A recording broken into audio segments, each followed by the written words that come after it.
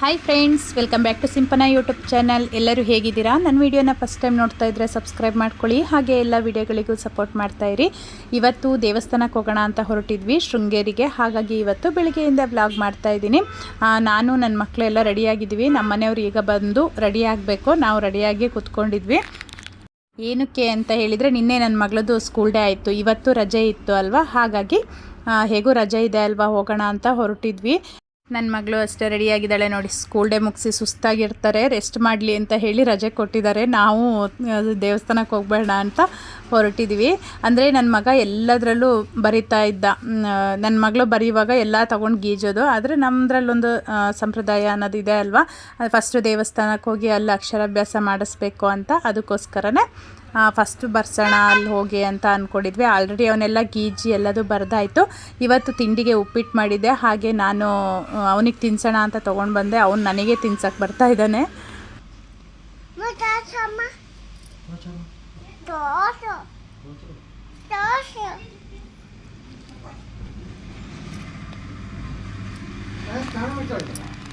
ಇವಾಗ ಅವನಿಗೆ ತಿಂಡಿ ಎಲ್ಲ ಮುಗಿಸ್ಕೊಂಡೆ. ಅವನಿಗೆ ಉಪ್ಪಿಟ್ಟು ಅಂದರೆ ಇಷ್ಟ, ಚೆನ್ನಾಗಿ ಇಷ್ಟಪಟ್ಟು ತಿಂತಾನೆ.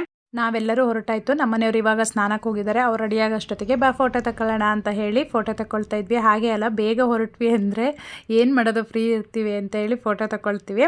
ಹಾಗೆ ನನ್ನ ಮಗ ಮತ್ತು ನನ್ನ ಮಗಳು ಆಟ ಆಡ್ತಾ ಇದ್ದರು. ನನ್ನ ಮಗಳು ಇವಾಗಂತೂ ಏನು ಮಾಡ್ತಾಳೆ ಅದನ್ನು ಅವನು ಮಾಡಲೇಬೇಕು. ನೋಡಿ ಹೇಗೆ ಮಾಡ್ತಾಯಿದ್ದಾನೆ ಅಂತ.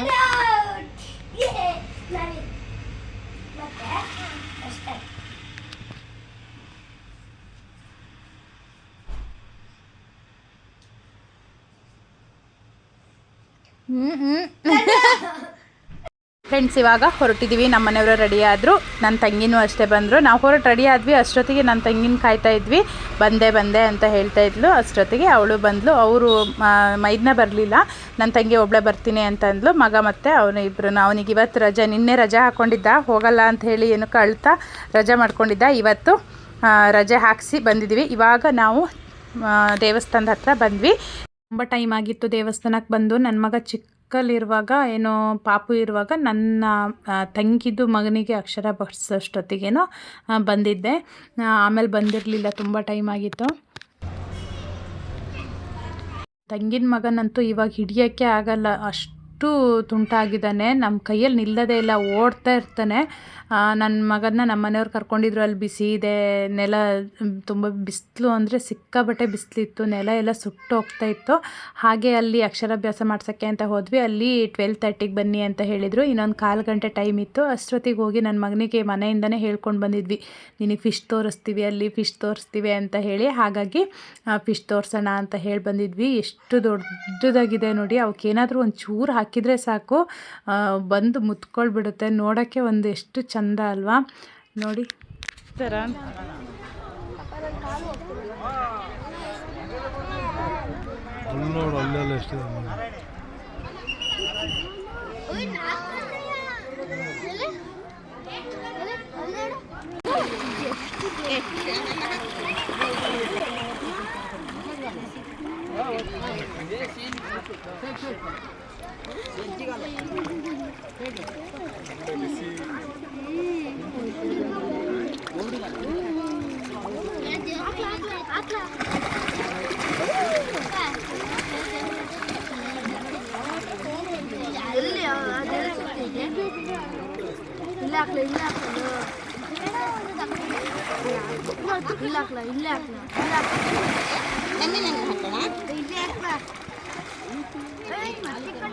ಮಗನಿಗೆ ಖುಷಿ ಆಗ್ತಾಯಿದೆ. ಇಲ್ಲಿಂದ ಹೋಗೋಕ್ಕೆ ಮನಸ್ಸಿಲ್ಲ ಅವನಿಗೆ.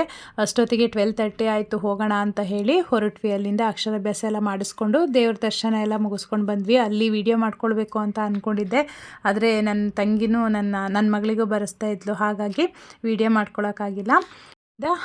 ಊಟಕ್ಕೆ ಬಂದ್ವಿ. ಊಟ ಅಂತೂ ದೇವಸ್ಥಾನದ ಊಟ ಕೇಳಬೇಕಾ, ತುಂಬಾ ಟೇಸ್ಟು, ತುಂಬಾ ಚೆನ್ನಾಗಿತ್ತು. ನನ್ನ ಮಗನೂ ಚೆನ್ನಾಗಿ ಊಟ ಮಾಡ್ದ. ಹಾಗೆ ಅಲ್ಲಿಂದ ಹೊರಟ್ವಿ. ಅಲ್ಲಿಂದ ಬರ್ತಾ ದಾರಿಲಿ ನಮ್ಮದು ಶೃಂಗೇರಿ ಕಡೆ ಏನಾದರೂ ಹೋದ್ವಿ, ನಾವು ಮಾಮೂಲಿಯಾಗಿ ಹೋಳಿಗೆ ಮನೆ ಅಂತ ಒಂದಿದೆ, ಅಲ್ಲಿಗೆ ಹೋಗಿ ತಿಂಡಿಗಳನ್ನೆಲ್ಲ ತೊಗೊಂಡ್ವಿ. ನನ್ನ ತಂಗಿ ನಾವು ಎಲ್ಲರೂ ಎಷ್ಟು ಬೇಕೋ ಅಷ್ಟು ತೊಗೊಂಡು, ಹೇಗೂ ಬೇಗ ಪೂಜೆ ಎಲ್ಲ ಮುಗ್ದಿತ್ತು ಅಂತ ಹೇಳಿ ನಮ್ಮ ಮನೆಗೆ ಹೋಗೋಣ ಅಂತ ಬಂದಿದ್ವಿ. ಅಪ್ಪ ಬೆಳಿಗ್ಗೆ ಹೋಗಿದ್ರು ಅಲ್ವಾ, ಹಾಗಾಗಿ ಹೋಗಿ ಬರೋಣ ಅಂತ ಹೇಳಿ ಬಂದಿದ್ವಿ. ಪಪ್ಪಾಯ ಹಣ್ಣು ತುಂಬ ಹಣ್ಣಾಗಿಬಿಟ್ಟಿತ್ತು ಮರದಲ್ಲಿ, 3 ಏನೋ ಹಣ್ಣಾಗಿತ್ತು. ಹಾಗಾಗಿ ನಮ್ಮನೆಯವರು ಕೆಡಗೋಣ ಅಂತ ಹೇಳಿದರು. ಅಪ್ಪ ಕೆಡಕ್ತಾ ಇದ್ದರು. ಅವ್ರು ನಾನು ಕ್ಯಾಚ್ ಹಿಡಿತೀನಿ ಫುಲ್ ಹಣ್ಣಾಗಿದೆಯಲ್ವಾ ಅಂತ ಹೇಳಿ ಹೋದರು. ಅದು ನೋಡಿದರೆ 2 ಏನೋ ಕೆಳಗೆ ಬಿತ್ತು. ಅವ್ರು ಕ್ಯಾಚ್ ಹಿಡಿಯೋಕ್ಕಾಗಿಲ್ಲ. ಅವ್ರ ಅಪ್ಪನಿಗೆ ಹೇಳೋದು, ನೀವು ಹಾಗೆ ಮಾಡಿದರೆ ಆಗುತ್ತಾ, ನಿಧಾನಕ್ಕೆ ಮಾಡಬೇಕಲ್ವಾ ಅಂತ ಹೇಳ್ತಾಯಿದ್ರು. ಅಂತೂ ಇಂತೂ ಲಾಸ್ಟ್ನೇದಂತೂ ಹಿಡ್ದೇ ಬಿಟ್ಟರು.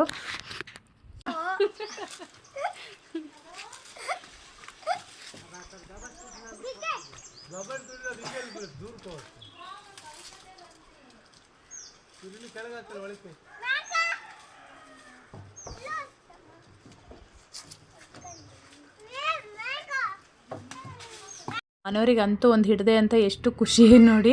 ಹಾಗೆ ಎಲ್ಲ ಮೂರೇನೋ ಸಿಕ್ಕಿತ್ತು. 1-2 ಏನೋ ಕುಯ್ಕೊಂಡು ಎಲ್ಲರೂ ತಿನ್ಕೊಂಡು ಅಲ್ಲಿಂದ ಹೊರಡೋಣ ಅಂತ ಹೇಳ್ಕೊಂಡು ಹೊರಟ್ವಿ. ನನ್ನ ವಿಡಿಯೋನ ಇಲ್ಲಿಗೆ ಮುಗಿಸ್ತಾ ಇದ್ದೀನಿ. ನನ್ನ ವಿಡಿಯೋ ಇಷ್ಟ ಆದರೆ ಲೈಕ್ ಮಾಡಿ, ಹಾಗೆ ಸಬ್ಸ್ಕ್ರೈಬ್ ಮಾಡ್ಕೊಂಡಿಲ್ಲ ಅಂದರೆ ಸಬ್ಸ್ಕ್ರೈಬ್ ಮಾಡ್ಕೊಳ್ಳಿ. Thank you. ಬಾಯ್.